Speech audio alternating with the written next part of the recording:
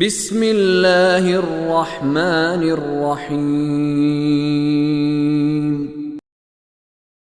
أفرأيتم الماء الذي تشربون أأنتم أنزلتموه من المزن أم نحن المنزلون لو نشاء جعلناه أجاجا فلولا تشكرون أفرأيتم النار التي تورون أأنتم أنشأتم شجرتها أم نحن المنشئون نحن جعلناها تذكرة ومتاعا للمقوين فسبح باسم ربك العظيم فلا اقسم بمواقع النجوم.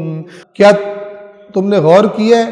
یہ تو بتاؤ کہ جو پانی تم پیتے ہو اسے بادلوں سے تم برساتے ہو یا اسے برسانے والے ہم ہیں؟ یعنی یہ نظام جس کے تحت سمندروں سے پانی بخارات بن کر اوپر جاتا ہے اور پھر بادلوں کی شکل بنتی ہے اور پھر بادل تقسیم کرتے ہیں اس پانی کو روئے زمین پر، یہ نظام تم بناتے ہو یا یہ نظام ہم بناتے ہیں؟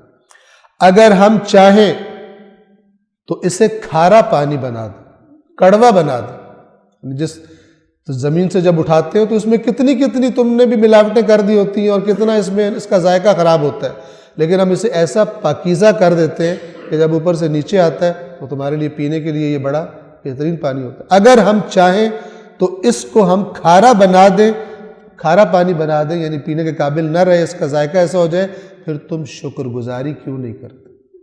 ان نعمتوں کو استفادہ کرتے ہو، استعمال کرتے ہو، اللہ کے شکر گزار کیوں نہیں بنتے؟ اگلی مثال، یہ تو بتاؤ کہ جو آگ تم سلگاتے ہو، آگ جلاتے ہو، اور ان زمانوں میں آگ جو تھی وہ آج تو یہ لائٹس اور الیکٹریسٹی ایجاد ہو گئی، اس زمانے میں تو یہ نہیں تھی، اور آگ سے ہی چراغ جلتے تھے، آگ سے ہی مشعلیں جلتی تھی، آگ سے ہی رات کے وقت حیوانوں کو دور رکھنے کے لیے استفادہ کیا جاتا تھا، اور پتہ نہیں کیا کیا کام جو انسان آگ سے لیتا ہے. اگر سردی ہے تو خود کو گرم رکھنے کے لیے آگ. فرمایا یہ آگ جو تم سلگاتے ہو اس پر تم نے غور کیا ہے؟ اس کے درخت کو تم نے پیدا کیا یا اسے پیدا کرنے والے ہم ہیں؟ اور یہاں پر خدا اشارہ کرتا ہے کہ دیکھو جیسے سورہ یاسین میں ہے کہ جس نے سبز درخت میں سے آگ نکال لی. وہ سبز درخت کس چیز سے اگتا ہے؟ پانی سے اگتا ہے، اور پانی تو آگ جلانے کا والا نہیں ہے، آگ کو بجھانے والا ہے. لیکن اس پانی کے ذریعے ہم ایک ایسا درخت اگاتے ہیں کہ جس کے اندر سے تم آگ حاصل کرتے ہو. یہ درخت تم تو نہیں اگاتے، اس درخت کے اندر آگ تم نے تو پیدا نہیں کی. تم ہو پیدا کرنے والے یا اس کے پیدا کرنے والے ہم ہیں؟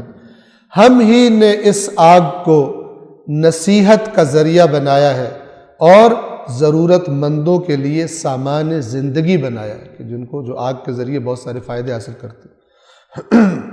اور نصیحت بنایا، ایک نصیحت اس اعتبار سے کہ اس آگ ہی کو دیکھ کر تمہیں پتہ ہے کہ تم نے یہ چیز نہیں بنائی، اس کے خالق نہیں ہو. ایک تو یہ یاد دہانی ہے، اور دوسرا یہ معنی لیا جا سکتا ہے کہ جہنم میں بھی ایک ایسی ہی آگ، اس سے کئی گنا خطرناک آگ اللہ کے مجرموں کے انتظار میں ہے. تو اس آگ کو چیک کر کے دیکھ لو کہ اس میں کھڑے ہو سکتے ہو. اگر کھڑے ہو سکتے ہو تو پھر اس آگ کے لیے تمہیں پتہ چل جائے گا کہ جو اس سے کئی زیادہ گرم ہے.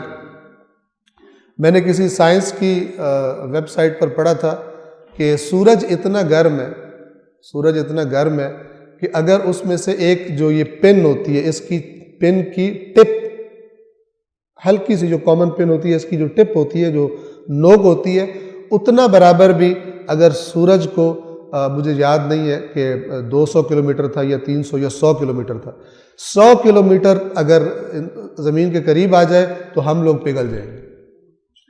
اتنا گرم ہے سورج. اور وہ اپنی، آپ دیکھیں سورج گرمائش خود بخود پیدا کرتا ہے، ٹھیک ہے. وہ کہتے ہیں کہ اس میں فیوژن کے ذریعے سے ہیٹ پیدا ہوتی ہے، اور وہ کتنی زیادہ ہے، اور کب تک یہ مثلا کب سے جل رہا ہے یہ چراغ اور کب تک جلتا رہے گا، اور اگر یہ بجھ جائے تو کیا ہوگا. تو یہ اللہ نے فرمایا کہ یہ ساری کی ساری اس میں تذکرہ ہے اور ضرورت مندوں کے لیے سامان زندگی ہے. پس اپنے عظیم رب کے نام کی تسبیح کرو. یہ آیت جب نازل ہوئی فسبح بسم ربک العظیم، تو اللہ کے نبی نے فرمایا اس کو اپنے رکوع کا ذکر قرار دو، اور جب رکوع میں جاؤ تو کہو سبحان ربی العظیم وبحمدہ، فسبح بحمد ربک، فسبح بسم ربک العظیم، یعنی اپنے رب کے نام کی تسبیح کرو اس سے۔ اور یہ تسبیح کیا ہے؟